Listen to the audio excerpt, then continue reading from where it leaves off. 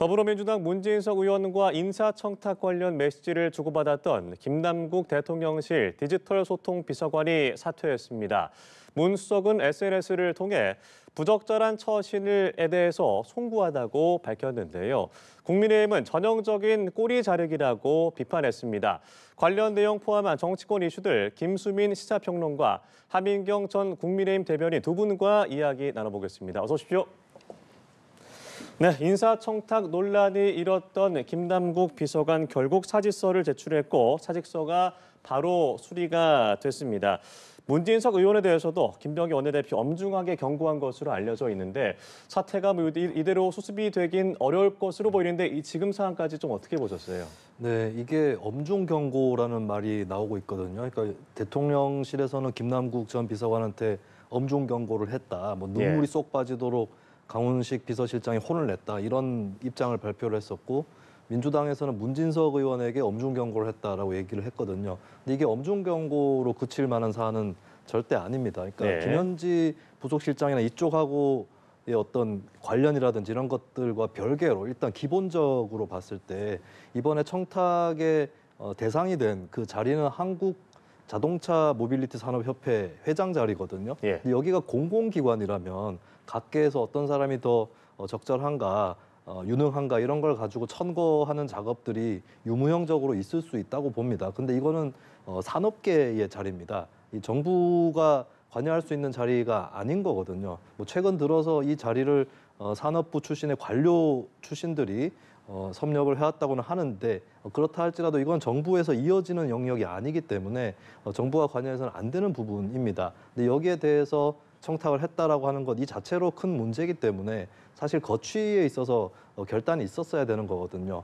본인들이 자진 결단하는 방법도 있겠지만 일단은 그 소속 집단에서 굉장히 징계를 내리는 혹은 해임시키는 이런 결정들이 필요했다고 보고 이 초동 조치가 너무 미온적이었기 때문에 논란이 더 커질 수밖에 없지 않을까 좀 그런 생각이 듭니다.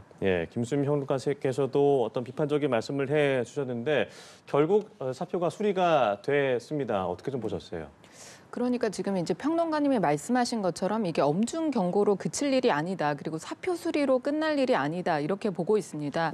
왜냐하면 이제 김남국 그 전 의원이자 지금 이제 전 비서관이겠네요. 그분이 이제 청탁을 받은 후에 인사청탁만 문제가 된 것이 아니라 거기에 훈식이 형과 또 누구 누나죠? 현지 누나.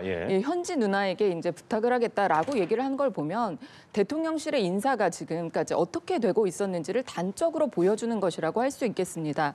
지금 강유정 대변인이 이제 그 김남국 비서관에 대해서 사표 수리한 것에 대해서 뭐라고 얘기를 했냐면 부속실장은 인사 관련 자리가 아닌 것으로 알고 있다. 이렇게 이야기를 했습니다. 그럼에도 불구하고 지금 인사 청탁을 받았을 때 그러면 대통령실에 그럼 누구한테 얘기를 해야 되냐? 강훈식, 뭐 훈식이 형까지는 이해 가겠습니다. 그런데 현지 누나가 갑자기 나옵니다. 이것이야말로 비선실세가 아닐까라고 아마 국민들이 보실 거라고 생각을 하고요. 직권남용 등의 이게 수사를 받을 것이고 어떻게 보면 또 이제 고위공직자 같은 경우에는 탄핵감인 것이지 이것이 사표 수리를 한다고 그냥 과연 끝날 일인가? 저희는 그렇게 보고 있습니다. 뭐 이런 인사청탁이 그동안 있어 왔던 것이냐 결국에는 대대적인 뭐 감사가 있어야 될 것 같다라는 생각이 들고 두 분도 그렇게 말씀을 해주셨는데 국민의힘도 비판적으로 꼬리 자르기라고 언급을 하고 있고요.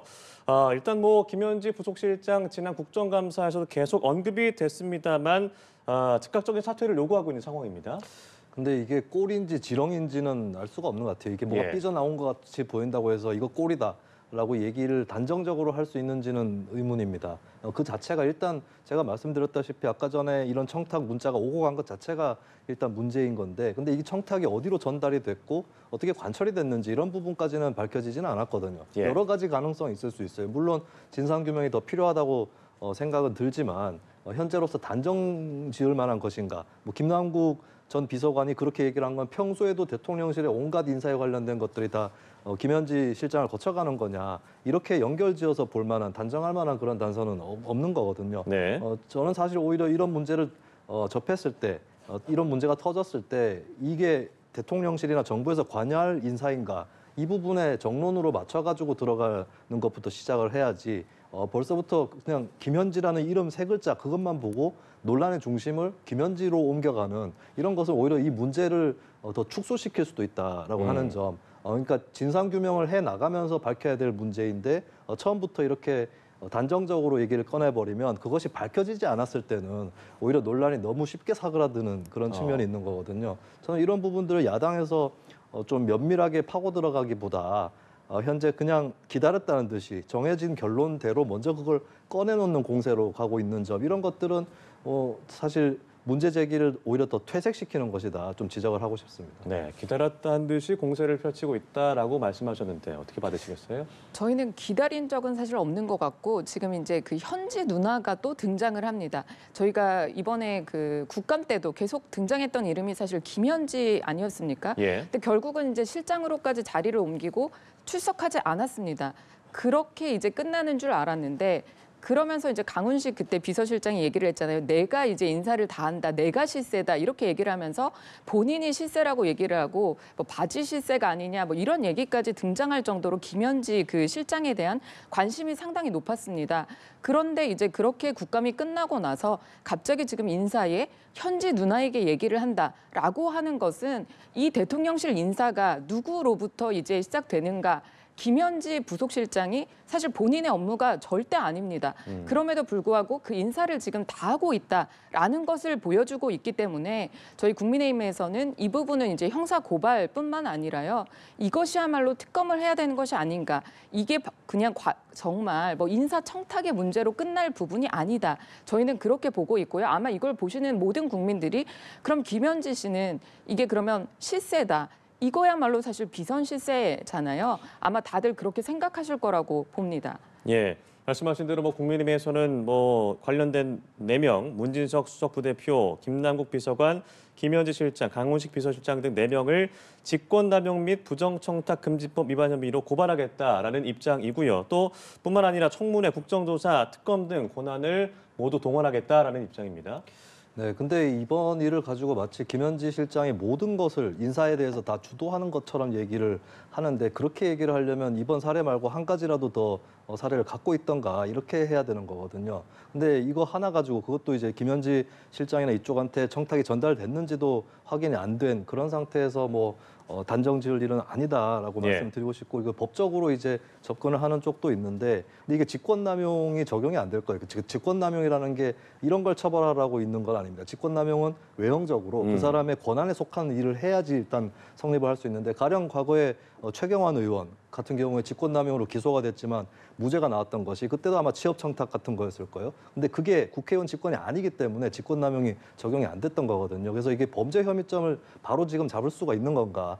부정청탁금지법 같은 경우도 이제 금품수수라든지 이런 것들이 있어야 되는데 현재로서는 이 문진석 의원하고 김남국 실장 간의 오간 문자 이것이 전부라는 거죠. 그러면 네. 저는 이거를 사법적 잣대로 바로 접근할 것은 아니다라고 보고 그렇기 때문에 뭐 특검에 간다 이런 것들은 그냥 전형적인 오바에서 하는 말들이고 근데 뭐 청문회라든지 국정조사 이 정도까지는 저는 필요할 수도 있다고 봐요. 사실 이 문제는 제가 계속해서 뭐 쉽게 비화시킬 일이 아니라고 지적은 하고 있지만 네. 근데 사실 대통령실이나 여당에서는 엄중하게 받아들여야 됩니다. 이거는 국민들의 의혹이라든지 의문 이런 것들은 쉽게 가실 수가 있는 게 아니거든요. 그렇기 때문에 진상규명 절차는 필요하다고 보고 청문회라든지 뭐 이런 절차 이런 것들에서 대통령실과 여당이 어떻게 충실하게 임해서 국민 앞에서 제대로 대답할 건지 이거는 분명히 해 나가야 될 몫이라고 봅니다. 예, 청문회나 국정조사 등 진상규명 절차는 필요하지만 법적 문제까지 비화되는 것은 좀 부정적으로 말씀하셨습니다. 그러니까 이런 부분이 법적 조치가 되지 않는다라고 한다면 과연 그러면 대통령실의 인사는 지금까지 어떻게 이루어진 것인가? 그러면 국민들은 이렇게 문제 제기가 된 것은 아주 여러 번이 있었기 때문에 사실 김남국 비서관이 자연스럽게 현지 누나에게 이런 얘기가 나왔을 겁니다. 예. 그런데 그러면 이런 부분이 드러났음에도 불구하고 그럼 국민들은 아무런 조치를 못 하느냐? 그럼 대통령실에서 엄중 경고를 했다. 그리고 이제 책임자로서 그 김남국 비서관이 이제 그만뒀다라는 것만으로 그러면 앞으로 괜찮은가? 어떻게 대통령실이 이렇게 계속해서 안일한 그런 태도를 보일 수 있는지 아마 국민들께서 우려하실 거라고 생각이 들고요. 이런 부분만큼 사실 김현지 씨가 누구길래 계속해서 나왔던 그런 이름이잖아요. 지금이라도 이제 사실은 특검 계속 이제 뭐 정부 여당과 얘기하는 그런 특검 이젠 열어야 되는 거 아닙니까? 이런 말씀 드리고 싶습니다. 네, 알겠습니다. 이제 주제를 좀 바꿔보도록 하겠습니다. 여당 주도로 법사위를 통과한 내란 전담 재판부 설치법을 두고 여야 공방이 이어지고 있습니다. 국민의힘에서는 직위원 판사 교체법이라면서 삼권 분립을 침해한다라는 비판의 목소리를 냈지만 민주당은 내란 전담 재판부 설치법을 이번 달 국회 본회의에서 처리하겠다는 방침을 밝혔습니다. 현재 상황 좀 어떻게 보고 계세요? 네, 일단 근데 만약에 그냥 국민의힘에서 문제를 제기하고 반대하는 것 이것은 좀 여론에 크게 영향을 못 끼칠 것 같아요. 국민의힘에서 윤석열 전 대통령 문제를 청산을 못하고 있는 그런 상태에서 무작정 내란 전담 재판부를 막아선다라고 했을 때는 이거는 방어다라고 많은 국민들이 인식을 할 것이기 때문에 네. 오히려 내란 전담 재판부가 저래서 필요한 건 아닌가 이런 얘기들만 더 많이 오고 갈 것 같습니다. 근데 오히려 이럴 때 변수가 되는 것이 국민의힘과 정반대 진영에 있는 쪽에서 내란 전담 재판부에 대해서 좀 검토의 여지가 있다거나 혹은 어떤 부분은 부정적이다 이렇게 지적하는 것은 좀 통용될 여지가 더 있다고 보거든요. 근데 네. 단적으로 얼마 전에 참여연대에서 내란 전담 재판부에 대해서 일정 부분의 반대 입장을 냈습니다. 왜냐하면 이게 굉장히 치명적인 건데 내란 전담 재판부가 1심 선고가 끝나기 전에 도입이 돼버리면 일단 예. 판사가 교체가 되는 거겠죠. 근데 우리나라에 직접 심리주의를 채택하고 있기 때문에 직접 심리한 판사가 선고를 내릴 수 있게 돼 있습니다. 그러면 사실 물론 예전에 증인 출석했던 사람들 다시 불러가지고 묻고 이렇게까지 할 필요는 없지만 적어도 증인 신문을 했던 기록들이라든지 이런 것들을 재판부가 처음부터 다시 읽어가야 되거든요. 그러면 사실 직위원 재판부가 많이 비판받았던 것이 재판 지연의 문제였는데 내란 전담 재판부 때문에 재판이 더 지연될 수가 있습니다. 네. 이런 문제들은 좀 치명적이다라고 볼 수 있는 거기 때문에 이 부분에 대해서 좀 민주당이 숙고가 필요하지 않을까. 2심 재판부부터 적용한다라고 했을 때는 이런 논란을 많이 가라앉겠죠. 그렇기 네. 때문에 이런 부분에 대한 숙고의 여지는 좀 남아있지 않을까. 그러니까 민주당에서 그동안 이것저것 법안들 중에 이번 본회의에 처리한다, 뭐 이달 내에 처리한다라고 했던 것들 중에 안 된 것들도 있거든요. 그런 상황에서 좀 어느 정도 더 숙고의 시간을 가질 수도 있지 않을까. 예, 그렇게 생각을 합니다. 네, 세부적인 부분에서 뭐 숙고해야 될 부분이 있다라고 말씀하셨는데 국민의힘은 그 자체로 비판을 하고 있는 거잖아요. 그러니까 이번에도 또 민주당 주도로 이제 법사위 통과를 했습니다. 이 내란 전담 재판부는 뭐 분명히 뭐 국민의힘뿐만 아니라 이제 법조인들이라든지 뭐 심지어 참여연대라든지 여러 부분에서 이게 문제가 참 많다라는 그런 비판이 있었음에도 불구하고 이번에 또 법사위를 그냥 통과를 한 겁니다. 그런데 네. 이 내란 재판, 이 전담 재판부가 문제가 되는 것은요. 이 그러니까 내란 재판을 전담하는 그런 판사들과 그리고 또 영장을 발부하는 그런 판사들을 외부 기관에서 이렇게 뽑도록 하겠다라고 하는 것인데요. 이것이야말로 그 외부의 추천위원들이 이게 투명하지 않다라는 게 문제입니다. 그러면 이제 우리가 사법부에서 이게 삼권 분립이 되어 있고 사법부가 독립이 되어 있어야 되는 것은 재판을 독립적으로 받을 수 있어야 된다. 그렇기 때문에 이제 재판부도 무작위로 배정을 하는 것인데 지금 이제 그 판사들을 뽑아서 하겠다라는 것이고 이것은 어떻게 보면 추경호 이제 그 의원에 대해서 영장이 기각이 되자마자 또 이렇게 이제 영장 전담 그러면 재판할 수 있는 그런 판사들을 본인들이 직접 뽑겠다. 이것과 다름이 없거든요. 그럼 이렇게 이제 삼권이 그러니까 삼권 저희가 분립 원칙이 딱 정말 헌법에 정해져 있는데 이렇게 원칙을 무시하다라 가는 정말 민주당 원하는 대로 정말 정부 여당이 원하는 대로 이 재판도 되어야 되는 것인가 이런 부분에 있어서 국민들이 상당히 우려하고 있고 무서워하고 있다 이런 말씀 드리고 싶습니다. 예, 국민의힘에서는 뭐 특정 사건 재판을 목적으로 한 사법 장악 시도다. 그리고 뭐 법조계 전국 법관회의도 예고가 되어 있고요. 삼권 분립 원칙이 위배된다라는 강한 주장이 있는 것 같아요. 네, 이 재판부를 선임을 하는 과정에서 좀 정치적 논리가 개입되는 것이다. 이렇게 해석이 되거나 한다면은 좀 네. 위헌 논란이 있게 되는 거고, 이게 위헌 법률 제청 심판만 만약에 들어가게 된다고 해도 재판이 중단이 되게 됩니다. 또 재판 예. 지연에 위험이 있는 것이고, 저는 글쎄요, 이게 100% 위헌인지는 좀 장담하기 어렵다는 게 제 개인적 입장이긴 한데, 네. 근데 만에 하나 이게 위헌이 돼버리면은 나중에 가서 재판이 뭐 취소가 된다거나 이런 식으로 돼서 윤석열 피고인만 유리해지는 결과가 나올 수 있다. 이런 점들이 좀 우려가 되는 게 있겠고요. 그 제가 제일 우려하는 것은 사실 전담재판부를 도입을 해서 윤석열 전 대통령 유죄 선고가 나오고 중형이 선고가 될 텐데, 왜냐하면 누가 해도 이거는 그렇게 결과가 나오는 거거든요. 근데 문제는 내란 전담재판부를 설치를 해서 그런 결과가 도출이 되면 국민의힘에서 원래 무죄 나올 수 있는 사안인데 민주당 판사를 임명해서 이렇게 됐다라고 몰아갈 거예요. 예. 그렇게 되면은 이게 또 사법의 정치화가 이루어지면서 진실과 법리를 두고 명백하게 판정할 수 있는 문제까지도 정치적 쟁점화가 된다. 저는 자신 있게 말씀드리는 거는 이거는 어떤 판사가 판결을 해도 결과는 비슷하게 나온다라는 점. 그렇기 때문에 사실 현대 민주사회의 사법 질서라는 게 판사 같은 경우 무작위 배당이 중요한 거거든요. 예. 이게 특검하고 이런 전담재판부가 좀 다른 것이, 특검 같은 경우는 수사를 하지 않거나 제대로 하지 않으면 이거는 사건이 아예 덮여버립니다. 어떻게 돌이킬 수가 없게 되고, 심지어는 검찰에서 수사를 제대로 한다고 해도 그 검찰 수뇌부라든지 그 당시 정권이라든지 여기에 국민들이 불신이 크면은 그 수사 결과를 무혐의 이렇게 해버리면 못 믿게 되는 거거든요. 그렇기 때문에 이런 경우는 특검이 필요한데, 재판 같은 경우는 다 수사가 된 공소 사실을 갖고 재판을 하는 겁니다. 그러니까 누가 와도 크게 달라지지 않는다는 전제를 깔고 하는 것이고, 아무나 이렇게 무작위 배당을 해서 판결이 나왔는데 이렇게 나왔다라고 해야 승복감이 커지는 거거든요. 그러니까 저는 그런 의미에서 저는 내란 전담 재판부 자체는 할 수 있다고 봐요. 근데 방식이 중요한데 그거를 뭐 외부에서 어떤 위원들이 추천을 하고 이런 방식이 아니라 원래 있던 판사들에게 무작위 배당을 하되, 예를 들면 지금의 직위원 재판부처럼 판사 한 명이 주도하는 그런 재판부가 아니라 여러 명의 부장판사들이 들어와서 대등재판부라고 하죠. 이렇게 구성을 하고 그 판사들이 다른 재판을 어지간하면 맡지 않고 집중적으로 이 사건을 맡을 수 있도록 하는, 그 재판을 2심부터 도입한다. 이러면 저는 내란 전담 재판부에 아무런 위헌 논란도 없고 매끄럽게 진행이 될 거라고 봅니다. 이런 것들을 좀 고려할 필요가 있다. 국민의힘이 악용할 소지 이런 것만 생각을 해보더라도 내란 전담 재판부보다는 무작위 배당에 의해서 그 법정에 나오게 된 그 예. 판사가 판단하는 게 맞다고 봅니다. 무작위 배당뿐만 아니라 2심부터 시작한 문제가 안 될 것이다라고 하셨는데요. 어떻게 받으시겠어요?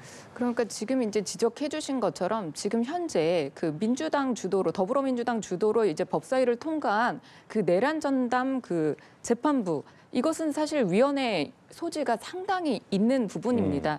지금 이제 지적해 주신 것처럼 만약에 뭐 추천을 하지 않고 뭐 이런 것들이 다 전제가 된다라고 하면 문제가 없는데, 그게 아니라 지금 민주당에서는 추천위원회에서 추천을 한 그런 판사들로 재판을 하겠다 이렇게 얘기를 하는 것이거든요. 그렇기 때문에 이것이 사실은 위헌이라는 소지가 상당히 있는 그런 부분이고요. 네. 그 추천의 구성, 도대체 이게 투명하지 않다라는 것이 문제입니다. 그러면 누구를 판사로 이렇게 뽑아서, 그럼 본인들 마음대로 이제 하는 판사들은 괜찮은 거고, 본인들 마음대로 안 하는 판사들은 이거는 문제가 있는 판사입니까? 지금까지 민주당이 계속 지금 이렇게 해오기 때문에 국민들이 이 사법 체계를 흔드는 이런 정권에 대해서 상당히 불안감을 가지고 계신 겁니다. 이런 부분에 대해서 사실은 대통령이 거부권을 행사해야 되는 것이 아닌가, 저는 그렇게 생각을 합니다. 네, 알겠습니다. 자, 한편 민주당 내란 청산과 함께 검찰의 조작 기소도 단죄해야 한다라고 나섰습니다. 국민의힘은 강하게 비판을 하고 있는 상황, 여야의 대표 발언들 듣고 오겠습니다. 무도한 검찰의 조작 기소가 있었다면 당연히 헌법과 법률에 따라 그들도 처벌해야 합니다. 내란을 단죄하는 것과 마찬가지로 검찰의 조작 기소도 단죄해야 할 시점이고 국민적 요구도 높은 상황입니다. 대통령이 직접 나치 전범 운운하며 국민을 겁박하고 있습니다. 국민과 전쟁을 벌이겠다는 것입니다. 국민과 함께 이재명 정권의 내란몰의 종지부를 찍겠습니다. 네, 여야 대표의 발언 듣고 오셨습니다. 정청래 대표, 이재명 대통령 사건과 관련해서 검찰의 조작 기소에 대한 공세를 이어갔습니다. 검찰의 대장동 사건 항소 포기를 두고 공세를 펴는 국민의힘에 맞서서 검찰의 조작 기소, 조작 수사를 전면에 걸고 맞불을 놓고 있는 그런 모습입니다. 지금 국민의힘이 민주당이 검찰에 대해서 크게 비판을 해야 될 것은 따로 있다라고 좀 말씀을 드리고 싶은데 얼마 전에 패스트트랙에 대해서 그 사건에 대해서 항소를 포기했습니다. 그렇게 해서 심지어 국회의원 한 명을 6시간 동안 감금했던 의원들조차도 벌금형밖에 받지 않고 그냥 이제 사건이 거의 종식돼 버리는 이런 결과가 있었거든요. 이런 문제에 대해서 좀 강하게 얘기를 해야 되는 상황인데 사실 이렇게 얘기를 또 못하게 된 것이 대장동 사건에 대한 항소 포기가 있기 때문입니다. 그러니까 여기서 무슨 교훈을 얻냐면 검찰에게 부당이득을 받은 집단은 다른 집단이 부당이득을 받을 때 거기에 대해서 항의하기 어렵다고 하는 점이거든요.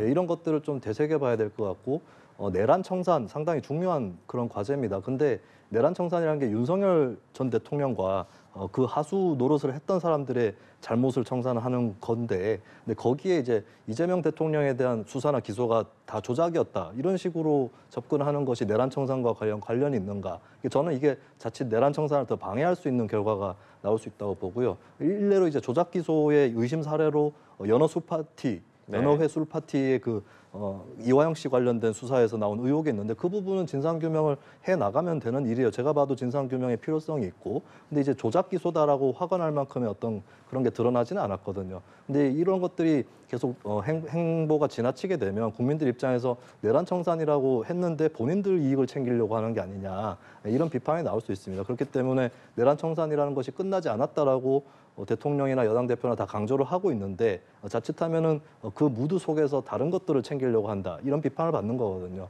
그렇기 때문에 타겟을 좀 옮겨야 된다라고 하는 거. 그리고 어차피 검찰에서 수사하고 기소한 사안은 재판에서 결론이 나는 것이고 이재명 대통령이 결백하다며 무죄 선고가 퇴임 이후에 재판이 재개돼서 나는 거거든요. 그렇기 때문에 거기에 매달리기보다는 일단 잘못되어 있었던 그런 것들 확실하게 나온 것들에 대해서 특히 이제 국민의힘이나 윤석열 정부에서 잘못했던 부분들 여기에 집중하는 것이 훨씬 올바르다고 봅니다. 예, 정청래 대표의 발언, 검찰의 조작 기소, 조작 수사를 단죄해야 될 시점이고 국민적 요구도 높은 상황이다라는 발언 어떻게 들으셨어요? 그러니까 저는 지금의 이 민주당, 그러니까 집권 여당과 그리고 대통령실에서 자꾸 잘못하고 있는 것이 정치로 이제 사법을 옥죄이려고 한다, 사법을 길들이기를 하려고 한다라는 부분이 상당히 잘못됐다라고 생각을 합니다. 이게 법 왜곡죄라는 것도 만든다고 하는데, 그러니까 뭐냐면 그러니까 본인들이 보기에 잘못 이게 뭐 해석을 한다거나 증거를 아니면 뭐 사실관계를 잘못 판단을 했다 그러면 그걸 왜곡이라고 해서 그런 판사와 검사를 뭐 10년 이하의 뭐 징역이라든지 자격 정지를 하겠다라는 겁니다. 이런 부분은 그럼 도대체 뭘 가지고 법 왜곡이라는 건가? 이것과 저는 일맥상통하다고 생각합니다. 지금 정청래 대표가 계속 얘기하는 게 이재명 대통령을 얘기는 하지 않았지만 과로하고 이재명 대통령의 그 검찰의 조작 기소를 자꾸 이렇게 얘기를 하고 있는 것인데 우리나라 사법 시스템이 이재명 대통령 한 사람만 위해서 돌아가는 건 아니지 않습니까? 자꾸 이렇게 할수록 이재명 대통령이 현재 대통령이기 때문에 재판을 받지 않고 있다라는 이 점을 더 부각시킬 뿐이다. 아마 국민들께서 바보가 아닙니다. 그런 부분에 대해서 너무나 잘 알고 계시는데 이런 부분에 집중할 것이 아니라 정말 해야 될 일 산적해 있습니다. 그런 부분을 해야지 왜 자꾸 이렇게 있는 사법을 무너뜨리려고 하는지 저는 너무나 안타깝습니다. 네. 한편 12월 3일 12.3 비상기업 1년을 맞은 날 장동혁 대표의 취임 100일이기도 했습니다. 하지만 어떤 기자회견은 없었고요. SNS로 입장을 대신했는데 사과의 메시지는 없었다라는 내용 그리고 당 내부에서도 비판적인 얘기들이 있는데 또 당장 내년 지방선거를 앞두고 있는데 앞으로 국민의힘의 입장들은 어떻게 좀 전개가 될까요?